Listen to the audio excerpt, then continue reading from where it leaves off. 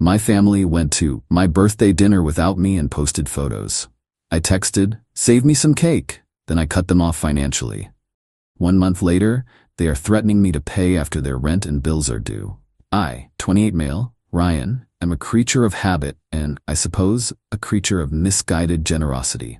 For the last 5 years, ever since I landed a senior developer position that paid more than I ever anticipated, I've been the financial bedrock for my family.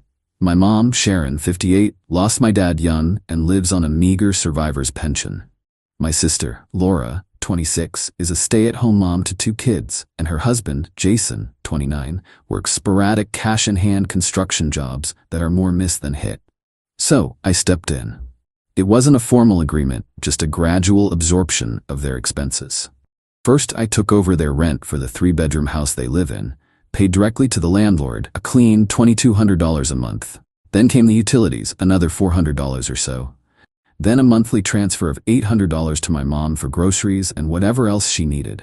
It was a lot. It was close to half my take-home pay. But it bought me peace of mind, or so I thought. The arrangement worked in a functional sense. They were housed and fed. I was the reliable son, the good brother. But over time, the gratitude faded into expectation. My contributions weren't seen as gifts, but as dues. My role in the family had been distilled down to a single function: provider. In retrospect, I see that I didn't just help them. I enabled them. I created the very dependency that would eventually lead to this. My 28th birthday was last month. I'm not a huge birthday guy, but I have a favorite restaurant, a cozy, slightly upscale French place called La Belle Vie. It's where I take people I care about. A week before, I'd floated the idea in the family group chat. "Hey, for my birthday next Tuesday, would you guys be up for dinner at La Belle Vie?" The excuses trickled in. "Mom, oh honey, I'd love to, but my sciatica is acting up terribly. I don't think I can sit in a restaurant chair for that long. We'll have to do something quiet at home soon." So sorry, Ryan. Jason just picked up a big job and we're going to be working late all week trying to get ahead. Rain check? I was disappointed, but what could I do? I replied, "No problem, understand completely. We'll celebrate another time." So on the evening of my 28th birthday, I ordered a mediocre pizza, cracked open a beer, and settled in to watch a movie. Around 9 p.m., feeling a bit lonely, I started scrolling through social media, and there it was. A new post from Laura, a bright, beaming picture, at a restaurant, at La Belle Vie. The 4 of them, Mom, Laura, Jason, and even Jason's perpetually unimpressed sister, Rebecca, were squeezed into a booth. Mom, whose sciatica was supposedly so debilitating, was leaning forward with a huge grin, raising a glass of wine. On the table, in the center of the frame, was a slice of the restaurant's famous chocolate lava cake, a single candle flickering on top. The caption, written by Laura, read, "A much-needed family dinner to celebrate a very special day. So blessed to have these people in my life." I stared at the screen. The pizza in my stomach turned to lead. It wasn't just that they went out. It wasn't just that they lied. It was the calculated cruelty of it all. They went to my favorite restaurant, the one I had specifically suggested on my birthday without me. And then they posted it online. They weren't just excluding me. They were performing a celebration of my absence. The cake was the final, brutal twist of the knife. A birthday cake for a birthday boy who wasn't there. My first impulse was a hot, white flash of rage. I wanted to call and scream. But that's not me. My anger runs cold, it crystallizes. I took a deep breath, my fingers hovering over my phone. I opened our group chat, the one full of their lame excuses. My thumbs moved with a strange, detached calm. I typed, "Wow, looks like fun. The lava cake at La Belle Vie is the best. Save me some cake." Then I put my phone on silent. I didn't sleep that night. I just sat in my quiet apartment, the silence buzzing around me. I thought about the thousands of dollars I sent them every month. I thought about the sacrifices I'd made, the vacations I'd skipped, the investments I'd postponed. I thought about my mom's smile in that picture, a smile I hadn't seen directed at me in years. I wasn't a son to them. I was a sponsor, and my sponsorship had just been terminated. The next morning, I made 4 methodical changes to my finances. The first was an email to their landlord. I explained that as of the 1st of the upcoming month, I would no longer be paying the rent for that property. I was polite but firm. He was confused but said, "Okay, as long as the tenants know they're responsible." The second and third were calls to the electric and gas companies. Same conversation. "Remove my payment information. The accounts are in Jason's name. He is now the sole party responsible for payment." The final action was logging into my bank account. I canceled the recurring $800 transfer to my mother. Then I canceled the automatic $450 monthly payment I was making to the finance company for Jason's car lease. The lease was in his name, but I'd absorbed the cost years ago. That was over too. I felt a profound, chilling sense of calm. The die was cast. Now all I had to do was wait for the first of the month. Update 1. It started as I expected, not with an apology, but with confusion and panic. The first of the month was a Tuesday. I didn't hear anything until Friday afternoon. My phone rang, and it was Laura. Her tone was breezy, but with a slight, tight edge. "Hey Ryan, so weird question. Did you forget to pay the rent? The landlord, Mr. Jeffrey, just called and was being a total jerk. Said it was late and that we have until the 10th before he files for eviction." I let the silence hang for a second before I replied. "No, Laura, I didn't forget." "Oh," she said. A pause. "So, is there a problem with your bank? Should I call him back and tell him it's a mistake?" "There's no mistake," I said, my voice even. "I'm no longer paying your rent." The line went dead quiet. I could hear her breathing, a quick, sharp intake of air. What do you mean you're not paying it? You always pay it." This was the crux of their reality. My actions were as predictable as the sunrise. "Yes, I did, and now I've stopped," I replied. "The lease is in your and Jason's name. It's your responsibility." The manufactured breeziness in her voice vanished, replaced by a sharp, ugly whine. "Ryan, what the hell? You can't just do that. We don't have $2,200. Why are you doing this?" "Why do you think, Laura?" "I don't know," she shrieked, the victimhood already in full swing. "Is this about that stupid dinner? Oh my God, you're not still mad about that, are you? Are you really going to make my kids homeless over a dinner? It wasn't a stupid dinner.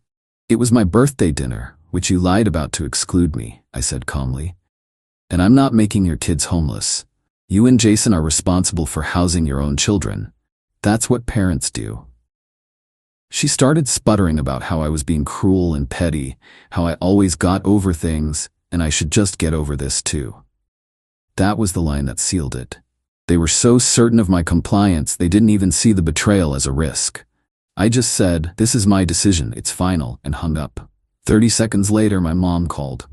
The master of the guilt trip. "Ryan," she began, her voice trembling with manufactured tears. "What is this I hear from your sister? You've cut us off? How could you? After all I've done for you, to throw your poor mother out on the street? Mom, you went to my favorite restaurant on my birthday with the rest of the family after lying to my face about why you couldn't go. You looked perfectly happy in the photos." "It was a last-minute thing," she insisted, her voice rising. "Jason's sister Rebecca was in town and wanted to treat us. We were going to tell you. You're taking this all the wrong way. Your father, God rest his soul, would be ashamed of you right now." Ashamed. This was her nuclear option, the disappointed dead dad card. It used to work, not anymore. "My father would be ashamed that his family treats his son like an ATM," I said, my voice colder than I intended. "I'm also no longer transferring your monthly allowance. The utility bills and the car payment are your responsibility too. You all need to figure it out." I hung up before she could start crying for real. Then came Jason. He didn't call, he sent a volley of texts. "Jason, you better turn that money back on right now. This isn't a game. You think you can just pull the plug?" "Laura is crying. Your mom is a wreck. This is on you. You have no idea the trouble you're in." I read them, saved screenshots, and didn't reply. The most telling part of it all? Not one of them contained a genuine apology. They weren't sorry they hurt me. They were terrified that the gravy train had finally pulled into its final station. Update 2. The last couple of weeks have been an education in the depths of human entitlement. As planned, the morning after Jason's threat to show up at my job, I went to my office an hour early. I scheduled a meeting with Angela, our head of HR, and Edward, the head of building security. I was calm, professional. I laid out the situation simply. "I've recently had to cease financial support for some family members," I explained, "and the situation has become volatile. They've made threats to show up here. I want to get ahead of it to ensure there's no disruption." They were incredible. Edward, a former police officer, took the threats seriously. I gave them photos of Laura, Jason, and my mother. His team was briefed. Angela created an official record of Jason's harassment. It was a massive weight off my shoulders. I wasn't just reacting anymore. I was building a fortress. The smear campaign began that week. I got a call from my Aunt Cynthia, my dad's sister. She's always been a straight shooter. "Ryan, what in the world is going on?" she asked. I just got off the phone with Sharon. She was sobbing, said you had some kind of breakdown and cut them all off over a simple misunderstanding. I took a deep breath and told Cynthia the whole story. The lies, the specific restaurant, the birthday cake, the social media post. I forwarded her the photo. There was a long silence on her end. Then a heavy sigh. "Oh, Sharon," she whispered. "That girl has always been selfish, but this is a new low. Don't you worry, honey. I know who you are." Then came the first of their dirty tricks, and it was so laughably petty it almost made me smile. I was reviewing my credit card statement and noticed a $75.99 charge for a Mega Streamer bundle. It was a package I'd signed up for them years ago. Netflix, Disney+, Max, the works. It was one of the last remaining financial tendrils. With a few clicks, it was gone. 3 days later, my phone rang. It was Laura. I'd unblocked her number out of a morbid curiosity. "Really, Ryan?" she snapped. "You canceled the streaming services? Now what are the kids supposed to watch?" I was genuinely stunned. "Are you serious? You're being evicted and you're worried about Netflix? It's the one thing that keeps them occupied while I'm trying to figure out this mess you made," she screeched. I hung up and blocked her again. The sheer audacity was breathtaking. The real escalation happened last Thursday. Jason actually showed up at my work's parking garage. Security intercepted him. He made a scene and was escorted off the property with a formal trespass warning. Edward now had his license plate and a formal report of the incident.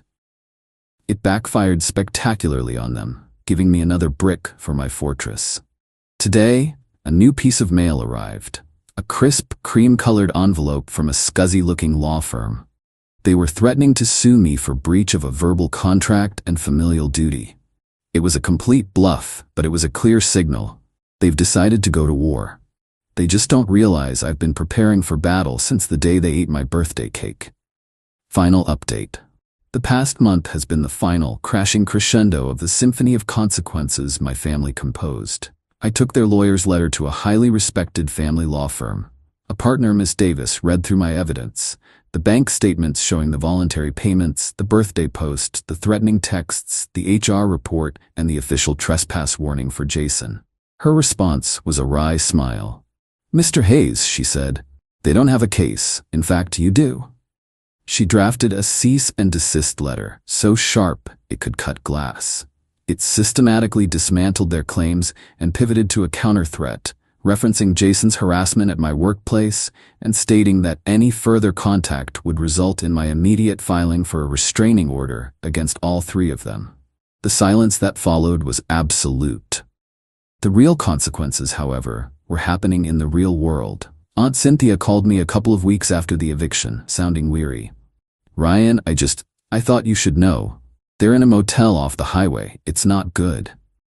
The house of cards didn't just fall. It was obliterated. The car was the next to go. It was a lease solely in Jason's name, but with the automatic payments from my account stopped, it was repossessed from the motel parking lot. Without it, Jason's ability to haul tools and materials to different construction sites vanished overnight. His already sporadic work dried up completely. Laura, who hadn't worked in 5 years, had to take the first job she could find. The late-night shift at a 24-hour diner, slinging hash browns for minimum wage. The social fallout was just as devastating. Once Aunt Cynthia started cautiously telling our side, the family narrative shifted. Their story of my instability crumbled against the hard proof of their betrayal. The final, pathetic communication came last week, a text to my work phone. The number must have been on an old emergency contact card she'd kept. The desperation of it was chilling. "Laura, I hope you're happy.